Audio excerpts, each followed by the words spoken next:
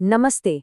आज की इस खास चर्चा में हम एक ऐसी कहानी पर गहराई से बात करने वाले हैं जो आस्था, चमत्कार और विश्वास की सबसे बड़ी परीक्षा की कहानी है, भंडारा कथा। यह एक ऐसा आख्यान है जो हमें सोचने पर मजबूर कर देता है कि जब तर्क और भौतिक दुनिया के नियम काम करना बंद कर दें तो आखिर क्या बचता है। चलिए इस दिलचस्प विषय में गोता लगाते हैं। कहानी की शुरुआत एक बेहद ही तनावपूर्ण स्थिति से होती है। सोचिए, एक ऐसा माहौल है जहां पंडित श्रीधर ने एक दिव्य वादे पर पूरा भरोसा करके पूरे गांव को एक विशाल भंडारे का निमंत्रण दे दिया है। लेकिन जब लोग वहां पहुंचते हैं तो खाने का तो कोई नामो निशान ही नहीं है। गांव वाले खुलेआम कह रहे हैं, भोजन का प्रबंध तो कहीं नजर नहीं आता। मतलब एक तरफ भारी भीड़ है और दूसरी तरफ वो दिव्य कन्या कहीं नजर नहीं आ रही। यहाँ पंडित श्रीधर का पूरा जीवन और उनकी साख पूरी तरह से दांव पर लगी हुई है। तो हमारी कहानी का पहला पड़ाव है भोज पर संदेह, जहाँ तर्क और अविश्वास आमने सामने खड़े हैं। और ऐसे में जैसे मानो टेंशन कम थी, तभी बीच में एंट्री होती है बाबा भैरवनाथ की। उनके आते ही माहौल में जो दबाव था ना, वो एकदम चरम पर पहुंच जाता है।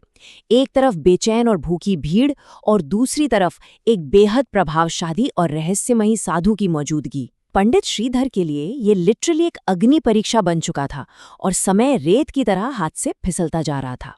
यहीं से शुरू होता है कहानी का दूसरा और सबसे हैरान करने वाला हिस्सा, दिव्य चमत्कार।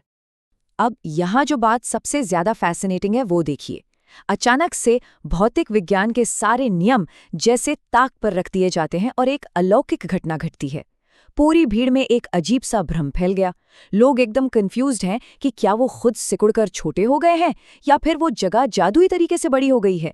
सच में जब हमारा दिमाग स्पेस और डायमेंशंस के इस मायाजाल को समझ नहीं पाता तो वो कैसे रिएक्ट करता है, ये देखना बहुत रोचक है। ये घटना सीधे सीधे इंसानी समझ को चुनौती दे रही थी। और इंसानी फितरत भी कमाल की है। जब हमें कोई चीज समझ नहीं आती तो हम तुरंत उसका कोई लॉजिक ढूंढने लगते हैं। गांव वालों को भी लगा कि ये कोई जादू टोना या चालाकी है। उनका सीधा रिएक्शन था, लगता है ये पंडित हमें चमत्कार दिखाना चाहता है। मतलब इतने बड़े पारलौकिक अनुभव को भी इंसान अपनी रोजमर्रा की सीमित सोच में फिट करने की कोशिश करता है। लेकिन ठीक उसी समय कहानी अपने एकदम क्लाइमैक्स पर पहुंचती है। जिस दिव्य कन्या का सबको बेसब्री से इंतजार था, वो अचानक नाटकीय रूप से प्रकट होती है और उसके पहले शब्द, माताजी मैं आ गई। और वो सीधे पंडित श्रीधर से पूछती है कि क्या उन्हें उसके वादे पर भरोसा नहीं था। सच कहूं तो ये सिर्फ एक बच्ची का आना नहीं था, बल्कि ये उन तमाम सवालों के बीच एक अटूट विश्वास की जीत का प्रतीक था। बस फिर क्या था, जहां कुछ देर पहले तक अविश्वास था, वहां अब जय माता दी के जयकारे गूंजने लगे। और सबसे अद्भुत बात, वो अकेली कन्या वहां मौजूद हर एक इंसान को उसकी पसंद का खाना परोस रही थी। ये कोई आम भंडारा तो बिल्कुल नहीं था। ये एक ऐसा भोज था जहां हर किसी की मनचाही मुराद पूरी हो रही थी। असीम आस्था का इतना भव्य फल शायद ही कहीं और देखने को मिले। लेकिन कहानी अभी खत्म नहीं हुई है। अब आता है हमारा तीसरा भाग, अघोरी की चुनौती। बाबा भैरवनाथ भीड़ चीरते हुए आगे आते हैं और सीधे उस दिव्य कन्या को ललकारते हैं, क्या हमें हमारी इच्छा का भोजन नहीं दोगी? ये कोई साधारण मांग नहीं थी, ये उनके अहंकार और उनकी अघोरी शक्तियों के घमंड का सीधा प्रहार था। उस अत्यंत पवित्र माहौल के बिल्कुल उलट वो ये परखना चाह रहे थे कि क्या उनकी वर्जित इच्छाएं भी यहाँ पूरी हो सकती हैं। और यहीं से हमारा अंतिम अध्याय शुरू होता है, पाप का निवारण, जहां पवित्रता और अहंकार की सीधी टक्कर है। तो इस पूरे वाक़े का जो सबसे क्रूशल पॉइंट है वो ये है कि वो कन्या उस अघोरी के घमंड के आगे रत्ती भर भी नहीं झुकती। उसका जवाब एकदम स्पष्ट और अटल था, पाप है, नए पाप कभी नहीं होने दूंगी।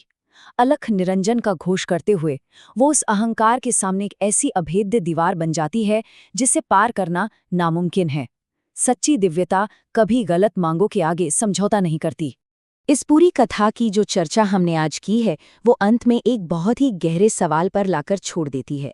इस कहानी ने घमंड और पवित्रता के बीच एक बहुत ही स्पष्ट और कठोर लकीर खींचती है। ये शाश्वत सत्य है, लेकिन ये हम सबको सोचने पर मजबूर कर देती है कि जब सर्वोच्च आस्था और सबसे गहरा अहंकार आपस में टकराते हैं तो अंतिम विजय वास्तव में किसकी होती है। इस पर विचार जरूर कीजिएगा।